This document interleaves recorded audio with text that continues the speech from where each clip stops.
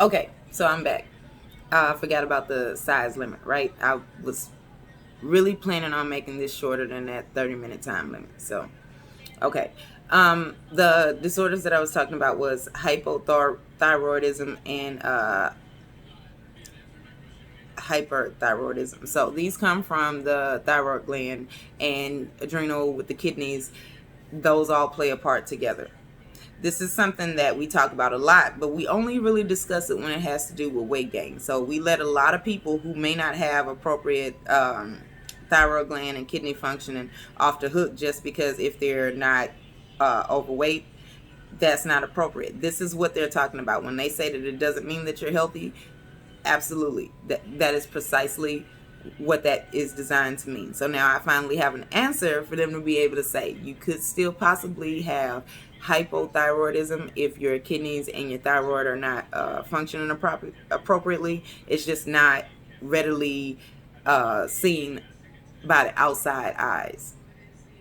They were right, and I think y'all owe them an apology. Okay. Extra virgin olive oil. I always wanted to know why it had to be extra virgin olive oil. Like, what's so wrong with just regular olive oil? And what if it's only, never mind. Um, so it should be deep green and in a dark bottle, because if it is just sitting out in light, it's not going to give you the same benefits. And for everybody who is a junior chef, you already know this, but some people watching the video may not. Okay. Flaxseed oil. So I do know that we are told that we should be incorporating flaxseed and its like fiber and all of that. But if you make a habit of using it when you have anything that has oil base, then you'll be able to get more of it in your diet, and you don't have to. I've seen people drink like flax seeds in their water. I'm not gonna be able to do that. Okay, so I would use this route. That sesame seed oil. I don't like the smell of sesame seed oil, so I probably wouldn't try that one. But in case you are a person that likes it, it has been used in medicine as a healing oil before. Now, of course, this is different cultures. Um, it is found in a lot of Chinese food.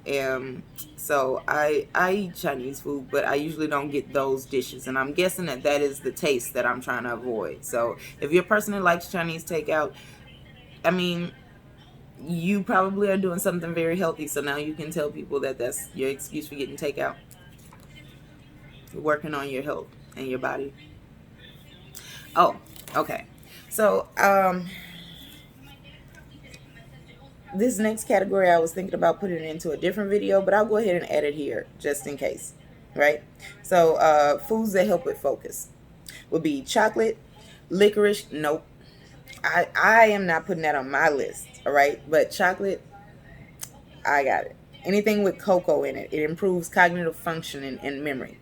So of course, we all know the benefits of having a good memory, right? But still, cognitive function, that has a lot to do with mental health disorders, is because if your brain is not getting all of the appropriate building blocks, it starts to make inappropriate connections, or either it doesn't make the necessary connections. If we have people in our lives that have severe mental illness like schizophrenia, that's the biggest one that everybody thinks about, right? I'm thinking maybe we need to talk about like the statistics on the prevalence of these disorders for real, not just because you're telling someone that you don't like what they're saying, so now you're going to give them a diagnosis. That's not okay. If you have someone that has bipolar disorder, someone that has had hallucinations, these kind of things can be avoided if our brain is functioning at its appropriate level. There are some times where it's congenital and you're born with it, and it's a birth defect, and there isn't anything you could do about it as of right now. But what we can do is stop a lot of these symptoms that we get when we get towards the end of life, right? Your body is not as efficient as it used to be. It's starting to break down. So things that were properly working with the little amount that you gave them, we would have a lot less of that if we start working on ourselves starting at age 30.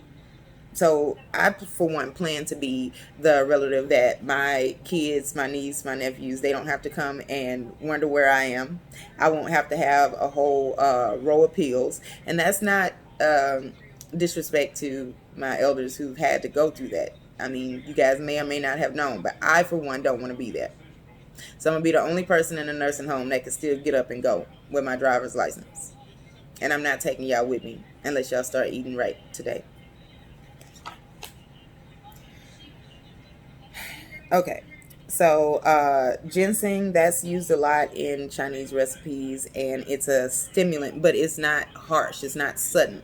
It's a gentle stimulant, and it helps to raise activity level and energy.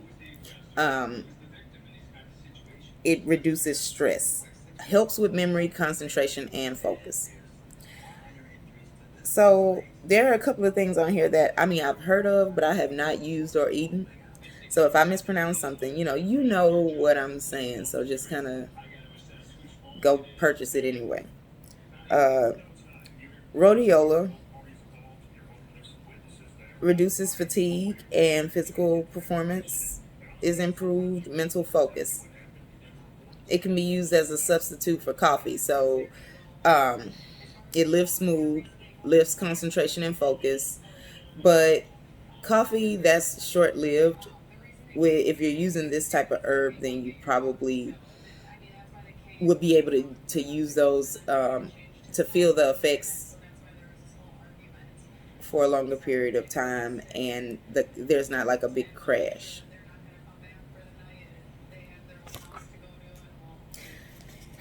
Unfortunately, guys, listen, I hate that I have to give you this news. I wish I didn't have to be the one to say it, but there are some foods that we have to start avoiding. Fried foods. Yeah. Well, we could also have a air fryer, but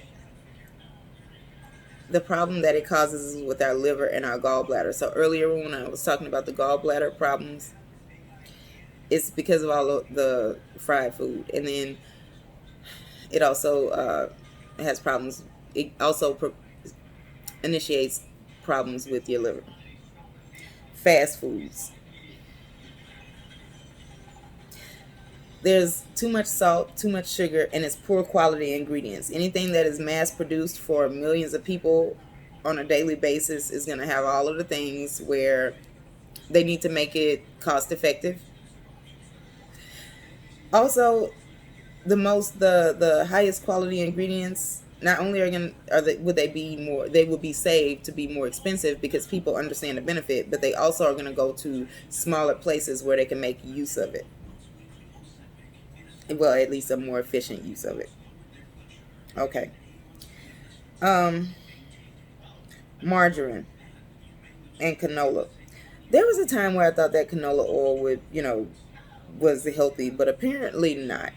New research is saying that it's not something that could be helpful to be added into your diet. So I should have known. It's the one that tastes the best. And margarine, I use that because it's easier to spread, but this is where the raw unsalted butter comes in. Safflower, soy, corn oil, and fake butters. Well, none of those things sound appealing anyway.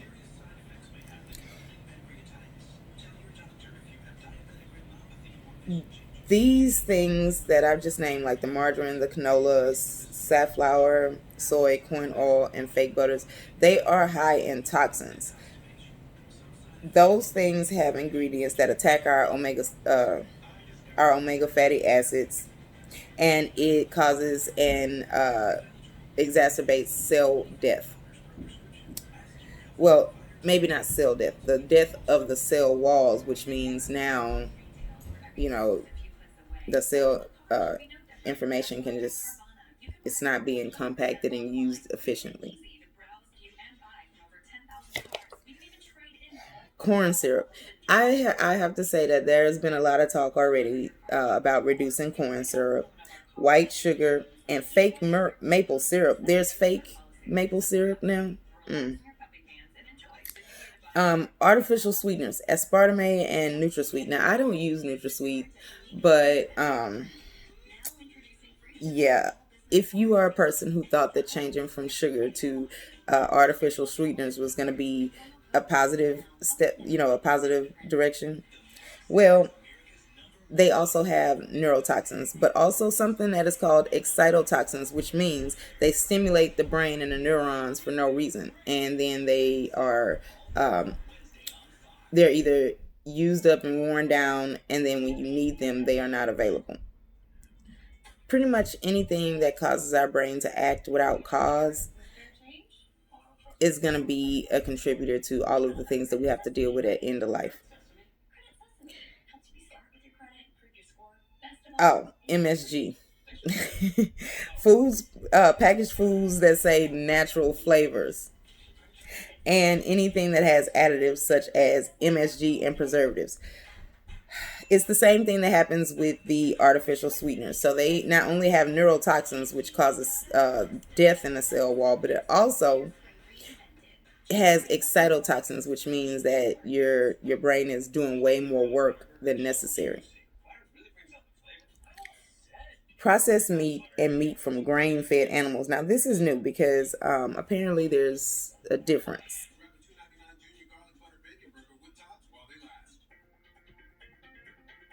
Yeah, so animals that have been fed corn or grains, because that is a shortcut.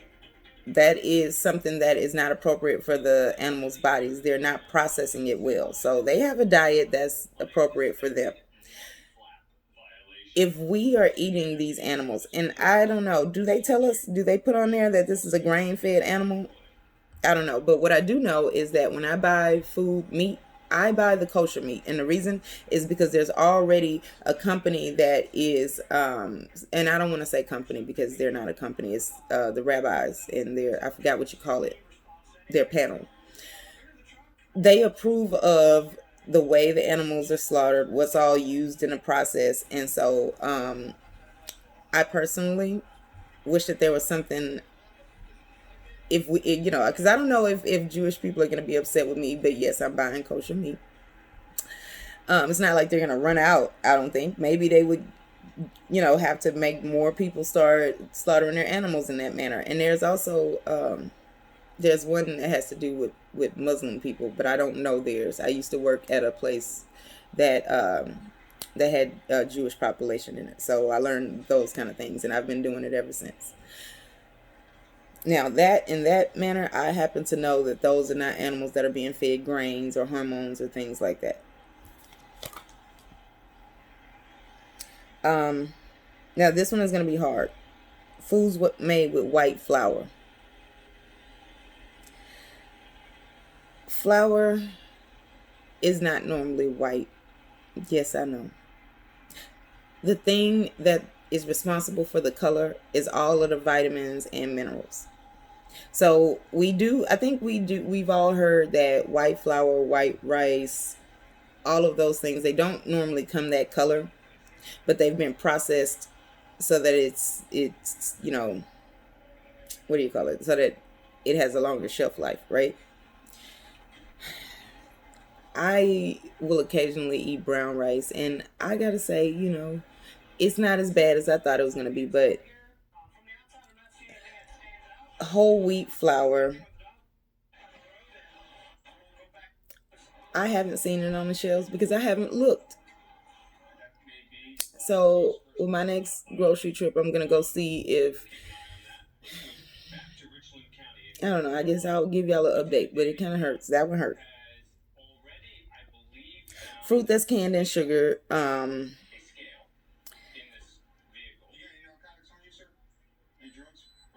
Blood glucose, it alters your moods, it makes you vulnerable to diabetes. And yeah, I can say that we probably all have some family members that are suffering with diabetes and pre-diabetes. It's packaged in the sugar. Now, I gotta say, I haven't bought fruit that's been packaged in sugar in a long time, so I don't know how bad that one is. And if you guys still do, just kind of post it down in the comments.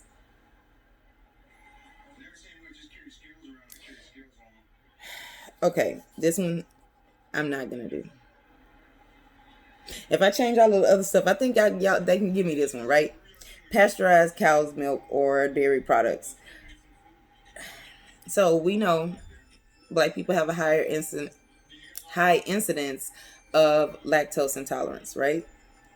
Yeah, well, I disagree that there's a connection with the autism spectrum disorder. And I have also heard that we should not be drinking cow's milk. I hear you. This one is going to have to wait until I'm about my 50s, okay? But it's been shown for depression and skin problems. So we have a lot of kids that have eczema. There's some adults that are still struggling with acne. If we're drinking cow's milk, this is saying that it should be raw. I don't know how I feel about that. Isn't there a whole reason why this guy came up with that process? But okay, I can do smaller amounts. They said raw and small amounts, so I'll do smaller amounts, but I don't know about raw. Soy. Okay, so now this, I was always told that this is not food for humans anyway. Um, it's very unhealthy. It has anti-nutrients. So this is things that prevent your body from absorbing the nutrients that you might get out of everything else. I'm reading this. I'm trying to figure out what type of food actually has soy in it. But there are so like there's no soy milk, soy burgers, soy yogurts. Okay. Here's another soapbox that I have. So soy burgers, right?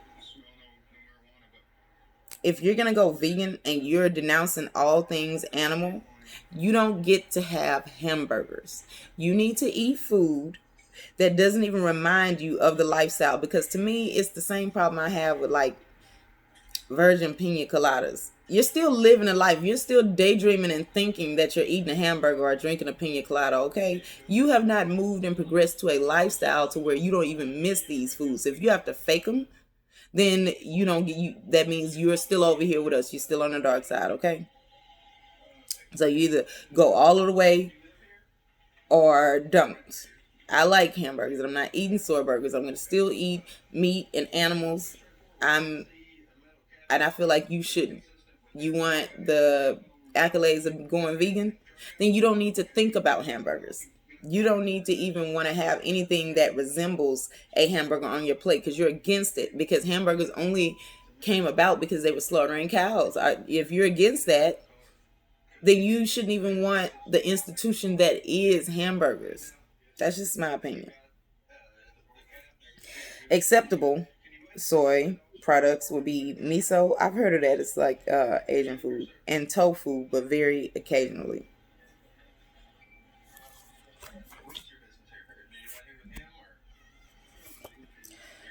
Water for well-being. Okay, so I think we all agree that water is necessary, right? Now, things that I'm just gonna mention in here. I think we already know this. If you have them in plastic containers, those it should not be in a place where there's a lot of heat. You can also buy a purifier for your home tap water. That's the only two most important things that I get out of it. Okay, so how does water help with mental health? Well, okay, so if you're dehydrated, this goes back to being physically uncomfortable and crabby and irritated. Also, dehydration and your skin, right? So there's a test. If you can pinch the back of your hand, right? If it goes back immediately, it means you're sufficiently hydrated. If not, it means that you probably should get hydrated. But in terms of skin health, I mean, I think a lot of epic roasting sessions could have been avoided if you had enough water in your diet, in which case that person would have had a great childhood and they wouldn't be angry and mad at the world today. I'm just going to put that out there, maybe. So, if you want to help make well-rounded adults for the next generation, if you want to spare your kids, you know, disrespect and negative events and experiences in childhood, you should probably make them drink more water. Enough water would be half of your body weight in ounces.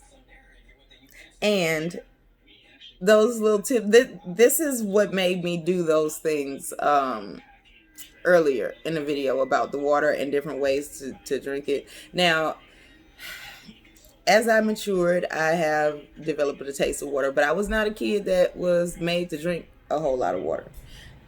In real life, like, nobody around me was just drinking water. No, it wasn't a huge big deal. So it wasn't like, it was kind of like, as long as I finished all of my food on the plate, and yeah, so I'm a kid that got around that sometimes too. But I was allowed to have soda and juices and stuff like that. And that's not normally it. Until recently, that wasn't a huge big thing in our community, right? So I had to work with myself. Like, as when I became an adult, I would drink it because I knew you were supposed to, but I still didn't like it. It doesn't have a taste. It's, it's nothing in it. It's literally the lack of taste. But I still drink it. So these things, like with the ACV, I will say at least there's a taste in it that I can look forward to now, and it's acquired. So now I can, I am actually looking forward to that in the morning. The cucumber and citrus, it gives a little bit of a kick. It's something in there so that it's not so boring, but I do still drink the last 2 bottles of water that are plain, but they have to be room temperature, not hot. I don't. Yeah, I've had somebody once tell me that they need their water like on the hot side of temperature, and that is a psychopath. But I don't drink cold water. Lots of other people say they need it to be ice cold. I can't. I don't want that. It's annoying, but that will wake you up in the morning. So if you're gonna do that, then make sure that that's the first one. All right. So with that being said, this, I will say, is the basis for the recipes that I'll do later on, and it also will be the basis for the mood videos that I'm going to do later this week. So I'm going to deal with the 3 biggest ones that we deal with in our community, which is anger, depression, and anxiety. And anxiety is only the 3rd in that order because we don't report it a lot. Everything comes out as anger, and then we might, if there's something that happened and it's understandable as to why you're sad, then we can say, oh yeah, I'm depressed for right now. But my goal is to make the distinction between just normal emotional states and an actual pervasive feeling that lasts. Also, I want to kind of debunk some of the myths and the taboos on emotional and mental health disorders, and encourage you guys to get help if it's needed. There's nothing wrong with that. Okay? So, in conclusion, as always, if there's any questions, write them down below. And I don't know if this is common knowledge or not, but if you watch this video, you can't say you don't know. Bye.